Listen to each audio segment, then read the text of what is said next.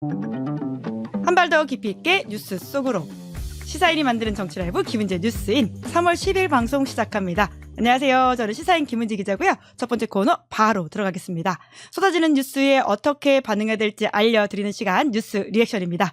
김영하 기자 안녕하세요. 안녕하세요. 네, 그리고 화요일에 새로운 식구 뉴스 리액터 정우승 변호사 반갑습니다. 고용 안정된 정구승 평론가입니다. 반갑습니다. 정구승 평론가 야심캐 반갑습니다. 자, 그러면 첫 번째 뉴스 들어가 볼까요? 네, 절윤 결의문 낸 국힘 오세훈 공천 신청할까? 네, 그런데 결의문에 대해서는 여러 가지 해석이 나오고 있죠. 네, 이제 어제 국민의힘이 비상의총을 통해서 윤석열 씨의 정치 복귀에 반대한다 이 내용이 담긴 결의문을 채택했습니다. 장동혁 대표를 포함해서 이 전원 찬성을 하기는 했지만은 여전히 좀 진정성이 부족하다 이런 말들이 나오는데요. 결국은 이 당내 윤어게인 세력에 대한 인적 청산이 뒤따르지 않으면은 어떠한 변화도 기대하기가 어렵다라는 겁니다.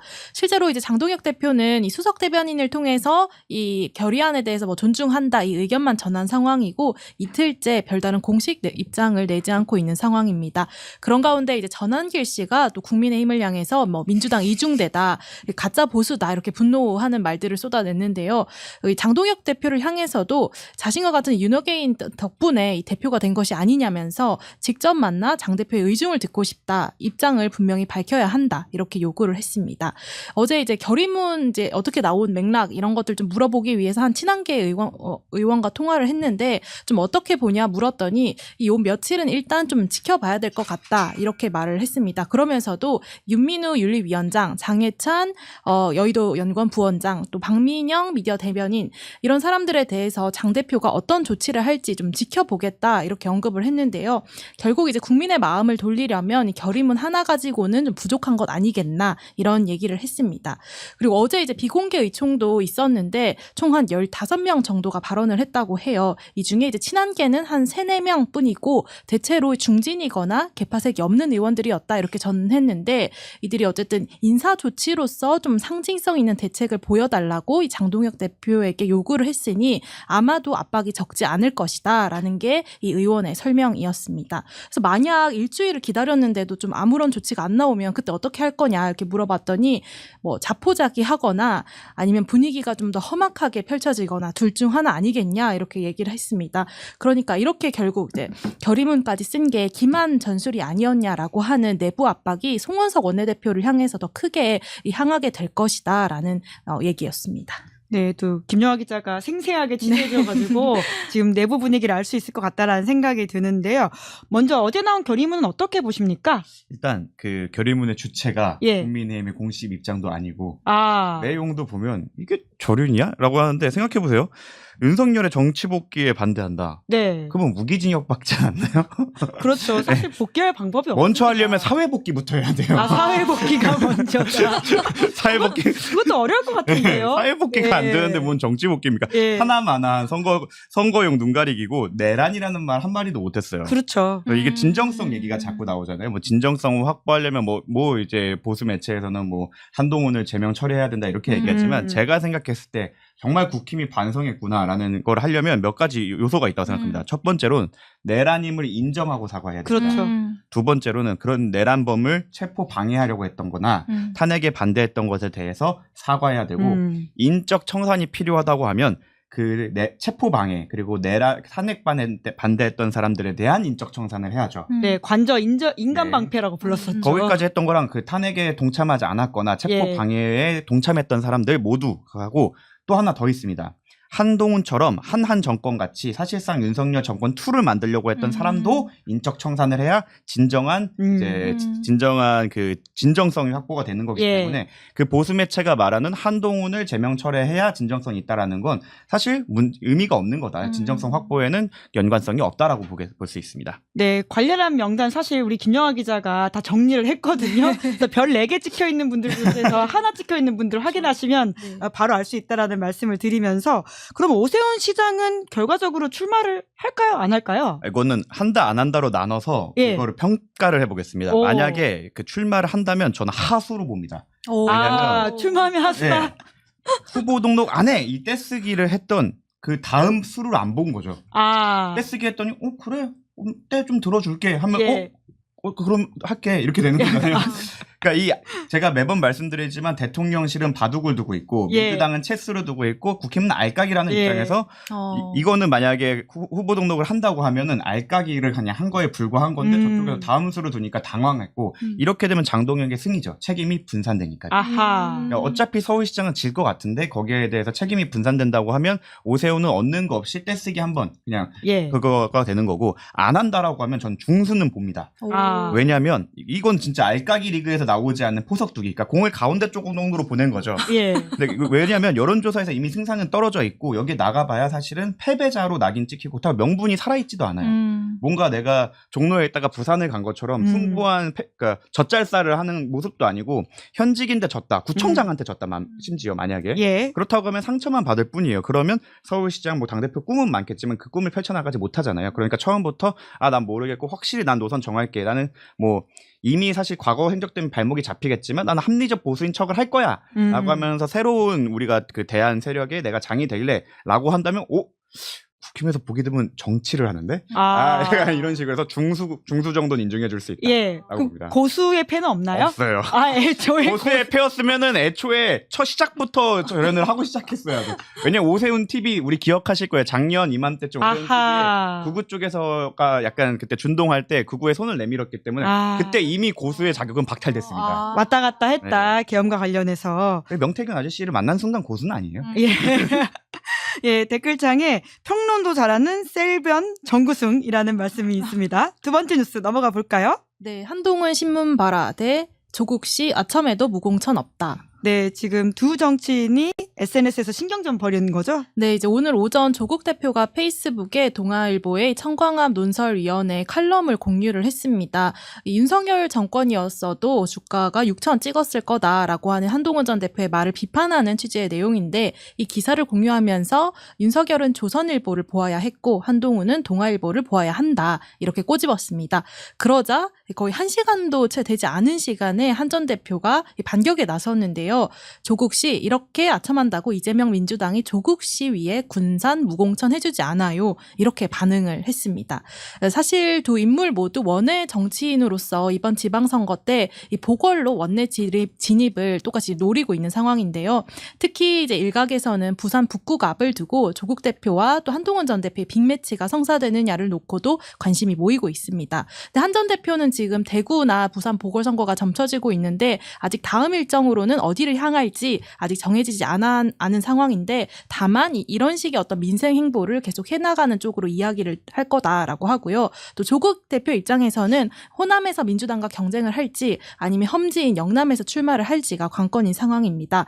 민주당과의 선거 연대를 놓고는 어제 좀 다소 거친 언사가 나오기도 했는데 조국 대표가 민주당을 향해서 이 저열한 공격이 또 벌어진다면 연대도 어려울 것이다라고 하면서 이 경고를 날리기도 했습니다. 네, 이번에 두 분의 설전은 어떻게 보십니까? 일단 유튜버 한동훈 씨 시간 많으시죠? 페북에 상주하나 봐요. 굉장히 30분 만에 반응을 네. 했다고 그리고 올린지. 그냥 그대로 받아쳐드릴게요. 한동훈 씨, 윤 그렇게 옹호해도 국힘이 자객 공천 안 하지 않아요. 어차피 본인이 어디에 출마하든 자객 공천은 갑니다. 그리고 조국 대표의 페북에도 약간 수정을 할게요. 그 조선일보를 보아야 했다라는 예. 조선일보라도 보아야 했다 정도로 수정하면 좀 더 적절하지 않을까 싶고 사실 두 분의 처지가 좀 비슷해요. 왜냐하면 사실 본인 그 보수와 진보 진영에 있어서 확장에 기여하지 못하고 있는 점은 비슷한 것 같습니다. 그 안에 있는 파이 내에서 그 지분 확보를 하려고 있는 모습이기 때문에 저는 조국 대표에게 그래도 민주진보 인사하고 가장 대권 후보에 가깝다는 분에게 좀 애정 어린 조언을 하자면 적어도 한동훈과는 좀 다른 모습을 보여줬으면 좋겠다. 사실 두 분 다 인지도는 높지만 후보로서 단일 경쟁력, 뉴트럴한 지역에서 경쟁력이 있는지는 의문이거든요. 이번에 한번 민주진보 진영의 영역 확대나 영역 수호를 위해서 조금 나서서 한동훈과 다르게 대구나 부산만 알아보는 나는 그와는 적어도 다르다라는 것을 보여줬으면 좋겠다라는 바람이 있습니다. 그럼 바람을 담아서 조국 대표한테 이 지역은 어떤가라고 말씀을 하신다면요? 거기요. 거기가 어딜까요? 네, 부산 북구고요.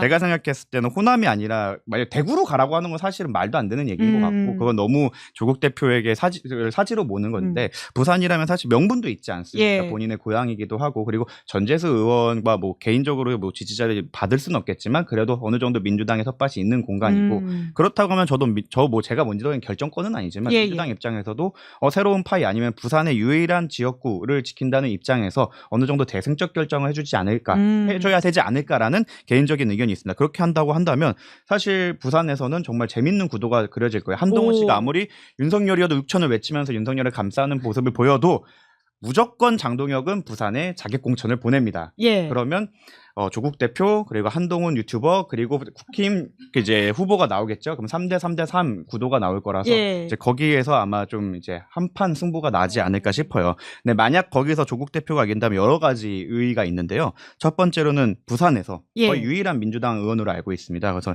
민주진보 국회의원직을 하나 유지한다라는 점에서 의의가 있고 한동훈이 거기서 만약에 나와서 국힘표를 갉아먹어서 떨어졌다. 조국 예. 대표가 당선됐다고 하면 어떻게 보면 윤 검찰의 황태자였던 한동훈의 숨통을 끊었다라는 점에서 또 하나의 공적이 세워지는 것이죠. 그리고 또 조국 혁신당에 너무 호남 파이에 갇혀 있지 않느냐라는 비판에서도 벗어날 수 있기 때문에 아하. 어려운 길일 수도 있어요. 군산보다는. 하지만 조국 대표가 노무현 정신을 받아서 움직이는 사람이라고 한다면 이러한 도전 정신을 보여서 성과까지 냈으면 좋겠다는 바람이 있습니다. 그러면 한동훈 전 대표는 출마할 거라고 보세요? 지난주에는 출마 안 할 것 같다고 하셨잖아요. 모든 판이 깔아지지만 말씀드렸잖아요. 3대 3대 3에서는 안 나오는 사람이에요. 아. 이분은 누가 왕관을 씌워줘야만 오는 사람이라 끝까지 하다가 결국 안 나오고 페이스북에 사진 올리고 끝낼 것 같습니다. 아, 네. 자, 다음 뉴스 넘어가 보죠. 네, 검찰 개혁안 놓고 여권 갈등 격화. 네, 이제 당 안에서 지금 갈등이 있는 것이죠? 네, 이제 지난해 정부조직법 개정에 따라서 오는 10월이면 이제 공소청과 중수청이 출범을 해야 되는데 여전히 이 법안을 두고 여권 내부의 갈등이 고조되고 있습니다. 이 정부안에 대해서 법사위 강경파들이 이제 도로 검찰청 만들 수 있다라는 취지로 이 수정을 요구한 건데요. 오늘 이제 법사위 간사인 김용민 의원이 MBC 김종배의 시선 집중에 나와서 이 정부 개혁안이 이대로 이제 시행이 되면 검찰 개혁 취지를 오히려 훼손시키고 굉장히 큰 위험성을 내포하고 있다 이렇게 비판을 했습니다. 그러자 이제 원내 안에서도 좀 불편한 기색을 드러냈는데요. 전용기 민주당 원내 소통 수석 부대표는 이미 6차례 의원총회 논의를 거쳐서 당론으로 채택을 했고 이제 조정하는 방향으로 가기로 했는데 계속해서 이 개혁이 아니라고 주장을 하는 거는 정부와 개혁 자체를 흔들 수 있다는 걸 명심을 해야 된다 이렇게 꼬집었습니다. 그런 가운데 이제 어제 검찰개혁 추진단 자문위원장을 맡았던 박찬훈 교수가 이 보안 수사권 폐지에 반대 의사를 밝히면서 이 사퇴를 하는 일까지 벌어졌습니다. 박 교수가 소셜 미디어에 이런 글을 남겼는데 지금 한국에서는 수사기소 분리가 개혁의 수단이 아니라 목적이 되어버렸다. 이 맹신에서 벗어나지 못하면 검찰 개혁은 실패할 수밖에 없다. 이렇게 지적을 하기도 했고요. 근데 문제는 이 갈등이 점점 더 좀 격화하고 있다라는 건데요. 특히 오늘 이제 김원준의 겸손은 힘들다 뉴스공장에서 장인수 기자가 나왔는데 정부 고위 관계자가 고위 검사들에게 대통령의 뜻이니 대통령 공소를 취소하라는 문자를 보냈다. 이런 취지의 주장을 펼쳤습니다. 그러자 이번에 민주당 한준호 의원이 김어준 씨를 향해서 이제 찌라시 수준도 안 되는 음모론으로 이재명 정부를 공격하느냐라고 하면서 장인수 기자를 향해서도 그 말이 사실이면 증거를 내놓아라 이렇게 반박을 했습니다. 네, 임금님계 캔디님은 매우 건전한 갈등이라 걱정 안 한다 이렇게 써주시긴 하셨는데 근데 지금 이 상황에 대해서 저희가 아까 잠깐 뉴스 인트로에서도 서지현 전 검사 대화를 했는데요. 우리 정구승 변호사님은 어떻게 보십니까? 이미 다들 뉴구승이라고 부르는 말. 어디선 털구승, 어디선 뉴구승인데 이게 보안 너무 다른데요? 네, 하루 만에 바뀌더라고요. 네, 그래서 아까 다른 이름도 있던데. 그래서 저는 뉴털구승이라고 불리기로 이제 시작했고요. 예. 저는 그 생각은 해요. 저는 김용민 의원도 그렇고 그리고 장인수 기자님도 그렇고 그리고 뭐 다 모든 의원님들이 사실 저 최상병 사건 할 때 굉장히 많이 관심을 가져주시고 그래서 굉장히 은인 같은 분들이에요. 그래서 그분들과의 그 개인을 비난한다기보다는 이 갈등이나 이견이 있다라고 보면 되고 좋을 것 같고 좀 이런 토론을 함에 있어서 좀 동지의 언어를 썼으면 좋겠다. 그래서 저는 아까 말한 강경파라는 말보다 좀 소신파라고 했으면 좋겠습니다. 다만 좀 오늘 뉴스공장에서 나온 이야기는 조금 우려가 되는데요.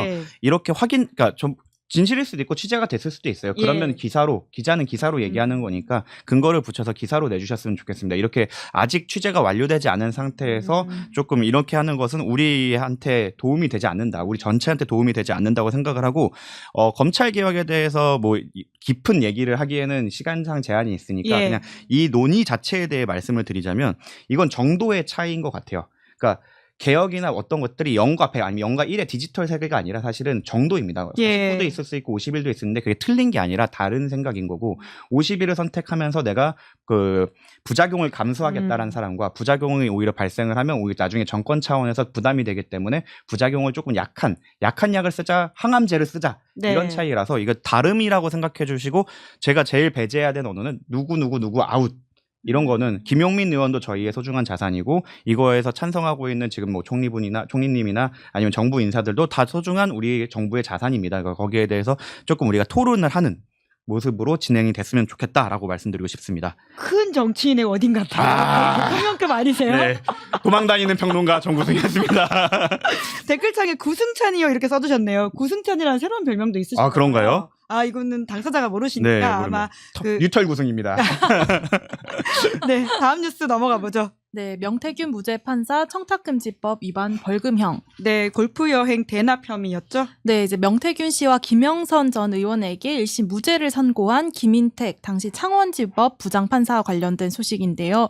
이 골프 여행 경비를 대신 결제받은 혐의로 벌금형 약식 명령을 받았습니다. 구체적으로 좀 내용을 살펴보면 김 부장판사가 2024년부터 지난해까지 이 해외 골프 여행에서 한 면세점 간부로부터 약 350만 원 상당의 경비를 세 차례에 걸쳐 대납받은 혐의를 받은 건데요. 이에 검찰이 지난달 4일에 이 청탁금지법 위반 혐의로 약식 기소를 했고요. 지난 6일 서울중앙지법이 김 부장판사에게 벌금 500만 원, 경비를 대신 결제한 신라면세점 황모팀장에게는 벌금 300만 원의 약식 명령을 내렸습니다. 네, 특히나 명태균 씨 사건에서는 우리 정구승 변호사도 전문가이지 않습니까? 예. 이 판사에 관련된 사건 어떻게 보십니까? 험한 말을 자제해야 되는 그 고품격 시사인이기 때문에 예. 최대한 정제를 하자면 자괴감과 암울함이 들었다. 일단 판결문 자체를 보면서 정말 놀랐거든요. 예. 저희 소속 변호사가 이러한 의견서를 써놨다면 잠시 CCTV를 가리고 진실의 방으로 데려가지 않았을까 싶을 정도로 명태균 씨 1심 판결 말씀하시는 거죠? 정말 좀 이 김인택 부장의 납득이 아니라 조리, 그러니까 일반적인 상식으로 봐도 인정이 안 될 정도의 사실 판단이었기 때문에 걱정이 많았는데 이러한 과거가 있었다라는 점을 판단이 드니 정말 또 화가 납니다. 그래서 사실은 제가 형사소송법 겸임 교수를 하다가 내려놓은 이유가 이런 것들 때문인데요. 설명이 안 돼요. 교수님 이건 왜 그래요? 골프를 치고 오셨던 나다. 이렇게 할 수는 없는 거잖아요.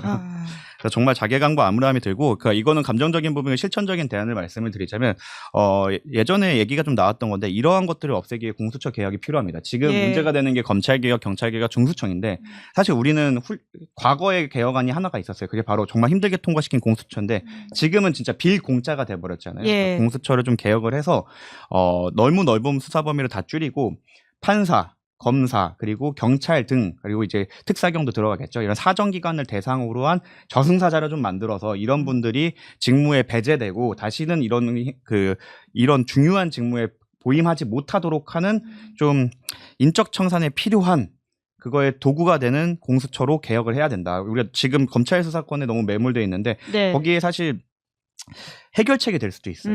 지금 많이 나오는 얘기가 검사들이 그렇게 해서 책임진 적 있냐라고 했을 때 그 책임지는 제도를 만들자. 얘네 잡혀가서 얘네도 깜빵 가게 만들자라고 네. 하는 제대로 된 수사를 할 수 있게 하는 공수처를 좀 개혁하는 게 또 시급해 보입니다. 네, 보통 막스마라 판사라고 불렸는데 정작 막스마라 건은 기소도 안 됐고요. 맞아요. 그 여행 혐의로도 추가적인 게 더 있는 게 아닌가라는 의심까지 들어요. 영장이 제대로 안 나온 걸로 알고 있습니다. 그러니까 수사기관이 아무리 의지가 있다고 해도 영장은 판사가 내주는 네, 건데. 맞습니다. 그렇기 때문에 공수처 개혁을 하면서 여기에 대해서는 별도, 그러니까 결국 대상이 좀 한정돼 있잖아요. 그래서 판사나 검사 그리고 고위경찰 아니면 수사기관의 대상이라고 하면 거기에 대해서는 뭐 대배심 제도로 운영을 한다던가 이런 식으로 판사의 영향력을 벗어난. 왜냐하면 그 사람들은 본인들이 판단할 수밖에 없는 그런 거라 그런 개혁안으로 해서 판사도 처벌받는 세상이 와야 된다라고 생각합니다. 네. 다음 뉴스 간단하게 다뤄보죠. 네, 우원식 지방선거서 개헌 국민투표 제안. 네, 어떤 내용이죠? 네, 우원식 의장이 오늘 긴급 기자회견을 열고 불법 비상계엄은 꿈도 못 꾸는 개헌으로 우선 개헌의 문부터 열자. 이를 위해서 지방선거 동시투표를 제안한다. 이렇게 밝혔습니다.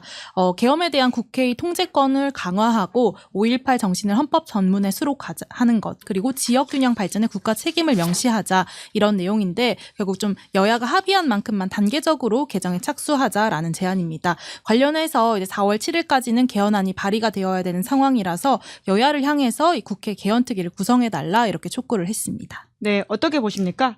저는 그 원포인트 개헌을 하면 좋을 것 같은데 예. 과연 저 알까기 집단이 이걸 동의해줄까? 국민의힘을 네. 말씀하시는 그러니까 거죠? 아무리 좋은 안을 갖고 오고 예. 심지어 자기네 당헌에 있는 걸 갖고 온다고 해도 안 할 것 같아갖고 200석이 돼야지만 네, 가능하니까. 쉽지 않을 것 같다라고 생각을 하고 만약에 한다면 이 기회에 검찰총장이랑 검사 워딩 들어간 것도 빼서 진정한 공소청으로 거듭나게 하는 것도 원포인트에 좀 넣었으면 좋겠다는 생각이 드는데 안 될 것 같아요.